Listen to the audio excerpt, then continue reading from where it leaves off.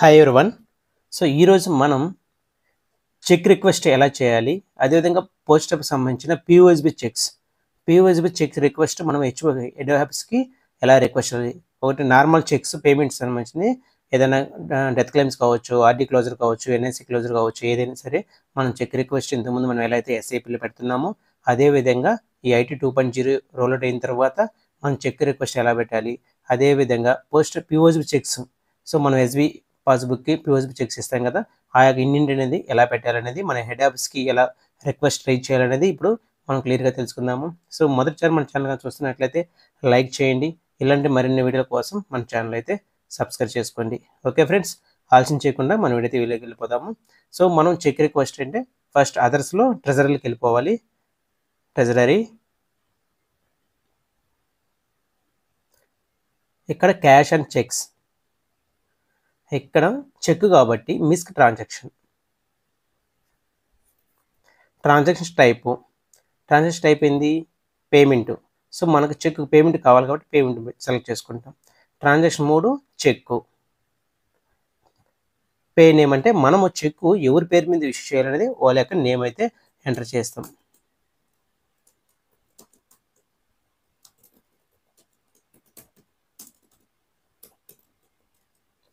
Remarks దేనికి, suppose for SB లేదంటే NSC certificate something, దేనికి ఎన్ఎస్సి క్లోజర్ కనుకోండి అకౌంట్.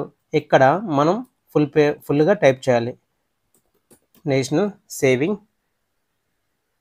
ఇక్కడైతే మీకు సబ్ హెడింగ్స్ అన్నీ ఇక్కడ ఉంటాయి అన్నమాట. Suppose 7 years national saving certificate అనుకుంటే ఇక్కడ అమౌంట్.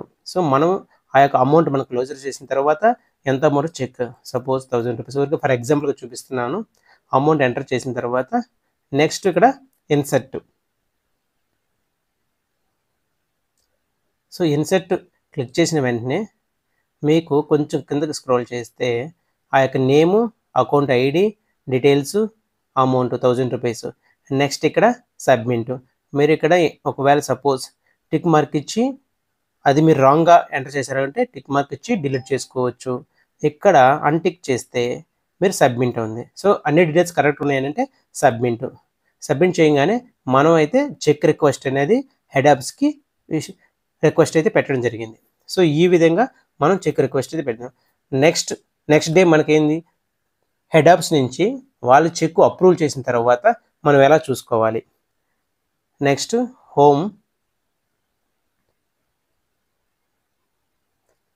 Next approval.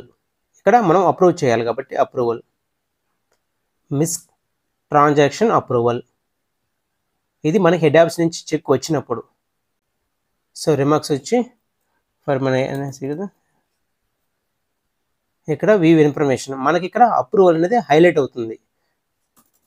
మనకి ఎప్పుడు హెడ్ ఆఫీస్ నుంచి వచ్చిన తర్వాత ఇక్కడ మనకి అప్రూవ్ అనేది హైలైట్ అవుతుంది. ఇక్కడ మన రిమార్క్స్ ఇచ్చి ఇక్కడ అప్రూవ్ ఉంది కదా, ఈ అప్రూవ్ సెలెక్ట్ చేస్తే మనం అప్రూవ్ అయిపోతుంది.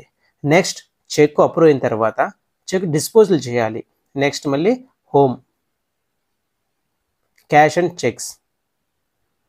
నెక్స్ట్ చెక్ డిస్పోజల్ అంటే చెక్ డిస్పోజల్ ఎప్పుడైతే మనం క్లిక్ చేస్తామో అప్పుడు మనము ఆ చెక్ని కస్టమర్కి అయితే ఇష్యూ చేయొచ్చు. ఇక్కడ చెక్ డిస్పోజల్ని సెలెక్ట్ చేసుకోవాలి. ఇక్కడ దిర్ ఆర్ నో రిస్క్స్ అని అంటే మనం అప్రూవ్ చేయలేదు కాబట్టి ఇక్కడ అప్రూవ్ చేసిన వెంటనే వాళ్ళ యొక్క నేమ్ మీద ఇక్కడైతే మన చెక్ అయితే కనపడుతుంది. సో కనపడిన తర్వాత డిస్పోజల్ ఉంటుంది. డిస్పోజ్ క్లిక్ చేయగానే మనం కస్టమర్కి అయితే చెక్ అయితే ఇష్యూ చేయొచ్చు. సో ఈ విధంగా చెక్ రిక్వెస్ట్ అయితే మనం హెడ్ ఆఫీస్కి అయితే రిక్వెస్ట్ చేయొచ్చు. ఓకే, మనం నెక్స్ట్ పిఓఎస్బి చెక్స్ ఇండెంట్ అనేది మనం ఎస్ఓ నుంచి హెచ్ఓకి ఎలా రిక్వెస్ట్ చేయాలి. నెక్స్ట్ అదర్స్లో ఇన్వెంటరీలోకి వెళ్ళాలి. ఇన్వెంటరీ సెలెక్ట్ చేసిన తర్వాత మీకైతే ఇక్కడ ఇన్వెంటరీ ఉంటుంది, to raise or supply indent and accept stock. So దీన్ని సెలెక్ట్ చేసుకోవాలి. నెక్స్ట్ రిక్వెస్ట్ ఇండెంట్, మనం రిక్వెస్ట్ పెట్టుకోవాలి. ఫస్ట్ ఇక్కడ సెలెక్ట్ వేరే హౌస్ ఉంది కదా, ఇక్కడ మనం హెడ్ ఆఫీస్ని సెలెక్ట్ చేసుకోవాలి. సో మన హెడ్ ఆఫీస్కే కదా. సో మెయిన్ కేటగిరీ ఏంది, బ్యాంకింగ్. సో చెక్ అనేది బ్యాంకింగే కాబట్టి బ్యాంకింగ్ సెలెక్ట్ చేసుకోవాలి.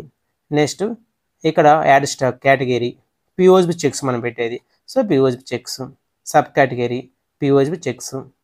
Product name POSB cheques. Number of cheques, మనం చెక్స్ ఎన్ని కావాలి, పోస్ట్ ఆఫీస్ సంబంధించిన చెక్స్ ఎన్ని మనము ఎన్ని ఉంటే అక్కడ సపోజ్ ఫర్ ఎగ్జాంపుల్ 10 అని ఇచ్చాను. నెక్స్ట్ యాడ్ ప్రోడక్ట్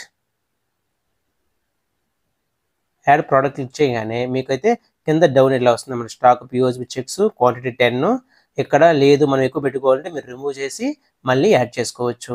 ఇప్పుడు ప్లేస్ రిక్వెస్ట్ కొడితే మనం చెక్స్ కూడా రిక్వెస్ట్ అయితే పెట్టడం జరిగింది హెడ్ ఆఫీస్కి.